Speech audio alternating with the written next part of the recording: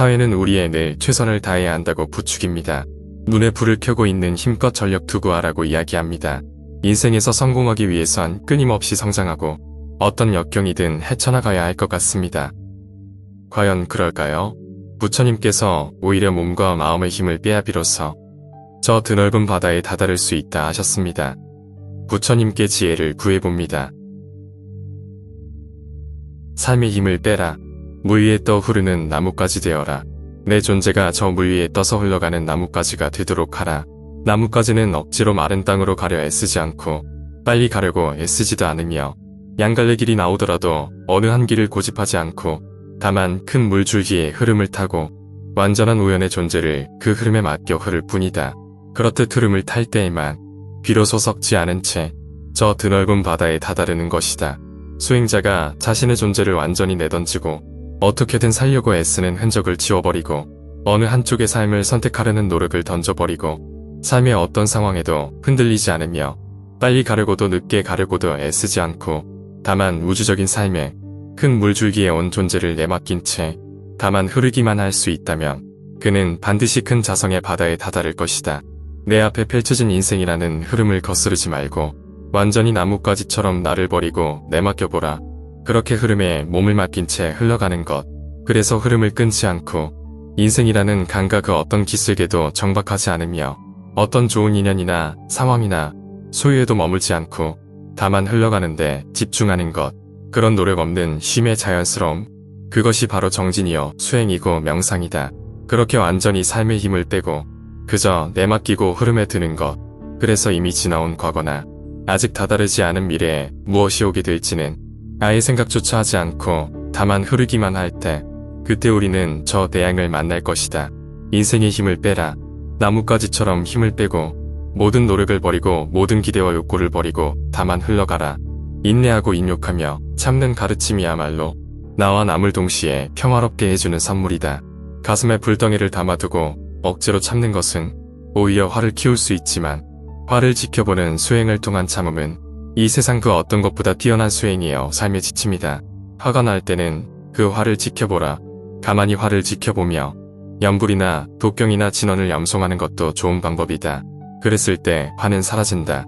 화를 없애기 위한 가장 좋은 방법은 그 화를 여실히 바라보는 것이다. 화를 꾹꾹 눌러 없애려고 애쓰거나 화가 일어나지 않도록 하기 위해 기를 쓸 필요 없다. 그것은 오히려 화라는 불길에 기름을 퍼붓는 꼴이다. 화는 아주 자연스러운 것이다. 화나는 인연이 모이면 자연스럽게 내 안에서는 불덩이처럼 화의 기운이 올라온다. 그것을 탓하지 말라. 다만 그 끓어오르는 불덩이가 어떻게 형성되는지, 어떻게 커져가며 어떻게 움직이고 나를 뒤덮으며 사라지는지 그 과정을 온전히 지켜보라. 그것이야말로 화를 다스리는 진정한 인내와 인욕이다. 내 안의 화와 노여움을 잘 다스리면 내 안의 평화가 깃들고 상대방에 대한 원망과 노여움을 잘 다스리면 상대방에게 평화가 깃든다. 화는 자기 자신을 불태우고 나아가 상대방을 불태운다. 화를 내 안에서 다스리지 않고 밖으로 터져나가게 하면 끊임없이 죄업을 짓게 되고 그 죄업은 또다시 나에게로 돌아와 나를 괴롭힌다. 모든 죄업을 종식시키고 나와 상대 사이에 영원한 평화를 깃들게 하고자 한다면 화와 노여움, 원망과 모욕을 참으라. 참된 온전한 지켜봄과 놈으로써 맑게 닦아 없애라. 8가지 착한 행위를 통해 청정한 선정을 이룬다. 8가지란 무엇인가? 첫째, 늘 조용한 곳에 살면서 얻는 고요한 사유이다. 둘째, 여러 사람과 함께 모여서 이야기하지 않는다. 셋째, 바깥 대상에 탐심을 내지 않는다. 넷째, 몸이거나 마음이거나 온갖 화려한 것을 버린다. 다섯째, 음식에 대해 욕심이 적음이다. 여섯째, 집착하는 곳이 없다. 일곱째, 말과 글자의 수식을 즐기지 않는다. 여덟째, 다른 사람을 가르쳐 깨달음의 경지를 얻게 한다.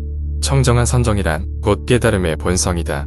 고요한 선정을 이루기 위해서는 조용한 곳에 거처하며 고의 사유하고 지켜보는 것이 뜸이다. 숲속의 조용한 거처는 바깥으로 헐떡이는 마음을 쉬게 해주는 좋은 도반과도 같다.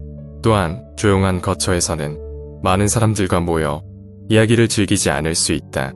말이 많아지고 사람들과의 관계가 복잡해질수록 마음은 함께 번거로워지며 번잡해진다. 그렇게 홀로 조용한 곳에서 내면을 주시하면 온갖 외부로 치닫던 모든 욕심과 탐심이 휴식을 맞는다. 바깥 대상에 대한 탐심이 지워지면 저절로 만족과 자족이 피어난다. 또한 몸과 마음에서 화려하고 자극적이며 많고 큰 것을 추구하던 모든 꾸밈이 사라지면서 삶이 소박하고 단촐하며 단순해진다.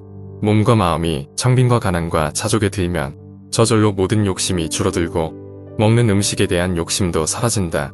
음식이 곧 몸을 규정짓고 몸은 마음을 규정짓기 때문에 음식이 맑아지면 몸도 맑아지고 따라서 마음도 청정해진다. 청정해진 몸과 마음은 어디에도 걸림이 없다. 집착하여 마음 둘 곳이 없다. 그러면 저절로 말과 글을 즐기는 일이 줄어든다. 말과 글을 즐기면 그만큼 번잡해진다. 말과 글의 수식을 줄인다는 말은 내면에서 끊임없이 올라오는 온갖 생각과 번뇌들을 줄인다는 의미이기도 하다.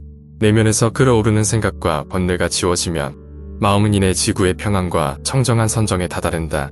이렇게 선정을 성취하고 나면 한없는 자비가 생겨나고 그 자비는 다른 사람에게로 깨달음을 전해 얻게 하는 원동력이 된다. 내적으로 완전한 평화를 얻은 사람은 나다 하는 아상이 없고 내 것이다 하는 아집이 없다. 이 세상 모든 것을 어느 하나 내 것으로 붙잡지 않기 때문에 모든 것을 모조리 내 것으로 쓸 수 있는 사람이다. 완전한 무소유는 완전한 소유를 가져온다. 그러니 가진 것 없어도 무소유를 걱정하지 않는다. 또한 평화로운 사람은 그 어떤 것에도 머물러 집착하는 바가 없다. 이 세상이 고정된 것이 아닌 까닭이다. 집착할 만한 대상이 있다면 집착하겠지만 이 세상 그 어느 곳을 찾아도 집착할 만한 고정된 실체는 없기 때문이다. 머물러 집착하지 않으면 사랑하거나 미워하지도 않는다. 좋고 싫은 어느 한쪽에 치우쳐 집착하지 않으니 사랑과 미움도 모두 꿈이고 신기루인 것을 안다. 슬픔도 고정된 슬픔이 아니고 가난도 고정된 가난이 아니다. 슬픔도 가난도 모두 인연 따라 잠시 오고 가는 것일 뿐 꿈결처럼 바람처럼 우리 삶을 스쳐 지날 뿐이라는 것을 안다. 마치 연꽃에 진흙이 물들지 않는 것처럼 그 어떤 슬픔도 가난도 소유도 사랑도 미움도 평화로운 사람을 물들이지 못한다. 평화로운 사람은 나 없음의 도리를 안다. 모든 내적 평화를 깨는 일의 원인은 나에게 있음을 분명히 본다. 내가 없으니 내가 느끼는 모든 분별과 감정과 고통과 슬픔이 모두 누구의 것이겠는가. 그것은 다만 주인 없이 인연 따라 오고 갈 뿐임을 안다. 자신의 길을 가는 즐거움을 느껴라. 남에게 예속되어 있다면 얼마나 고통스러운가. 꼭 노예가 되는 것만 예속되는 것은 아니다. 남에게 마음이 예속되어 있다면 그것이 바로 노예의 삶이다. 우리 마음은 얼마나 남에게, 상대에게, 내 바깥의 것들에 많이 예속되어 있는가. 돈에 예속되고 명예의 권력에, 지위의 이성에, 학벌의 배경에 얼마나 많은 것들에 예속되어 살고 있는가. 그것들이 많으면 행복해하고 적으면 괴로워하는 외부적인 것들에 휘둘리는 삶이 노예가 아니고 무엇인가. 무엇이든 예속되는 것은 괴롭다. 독자적으로 자신의 길을 가는 것이 즐거움이다. 나 홀로 어디에도 휘둘릴 것 없고 예속될 것 없이 나 자신의 길을 걷는 것. 그것이 가장 큰 즐거움이다. 누구처럼 살 것도 없고 누구처럼 되고자 애쓸 것도 없이 다만 나 자신이 되어 나의 길을 걷는 것이 즐거움이다. 어디에도 예속되지 않고 자신의 길을 걷는 이는 외부적인 좋고 나쁜 조건에 얽매이지 않으며 누구처럼 되기 위해 애쓰면서 자신의 처지를 한심스럽게 생각하지도 않고 그 어떤 사람의 말에도 휘둘리지 않은 채 자신이 가야 할 길을 정확히 알고 그 길을 걷는다. 그에게 삶은 언제나 완전한 순간이며 길을 걷는 매 순간순간이 곧 최종 목적지에 도달한 순간이 된다. 어디에도 휘둘리지 않고 영향받지 않으며 예속되지 않고 얽매이지 않아 자유로운 자신의 길을 휘적휘적 걷는다. 예속되거나 결박되어 있지 않으면 두려울 것이 없고 걱정스러울 것도 없으며 언제나 매 순간순간 독자적으로 자신의 길을 걷는 즐거움 속에서 깊은 충만을 느낀다. 가득 찬 것은 조용하다. 가득 찬 것은 소리를 내지 않듯 내면의 뜰이 꽉 찬 사람은 침묵한다. 부족한 사람일수록 자신을 드러내기 위해 애를 쓰고 말을 많이 하지만 지혜로운 사람은 애써 자신을 드러내려고 하지 않고 다만 행동으로 보여줄 뿐이다. 꽉 찬 사람은 자신 스스로도 이미 충만하기 때문에 더 이상 바랄 것이 없다. 남에게 잘 보이려 애쓸 것도 없고 남들의 시선을 의식하고 행동하지 않으며 말려서 자신을 포장하려 들 것도 없다. 그에게 침묵은 그 어떤 말보다도 우렁찬 사자우다. 말이 많은 사람은 쉽게 믿음이 가지 않는다. 말이 많다는 것은 그만큼 자신을 드러내고자 애쓴다는 것이고 그것은 그대로 자신의 못난 속내를 비출 뿐이다. 오죽 자신이 없으면 말렸어 자신을 드러내려 애쓰겠는가. 꽉 찬 사람은 말이 필요 없으며 다만 삶으로서 보여줄 뿐이다.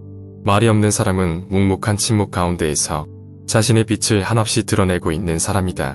얕은 시내는 큰 소리를 내지만 거대한 강은 조용히 흐르듯 마음의 깊이가 좁고 얕은 사람일수록 말렸어 자신을 드러내려 애쓰고 마음이 깊고 넓은 이는 말이 없다.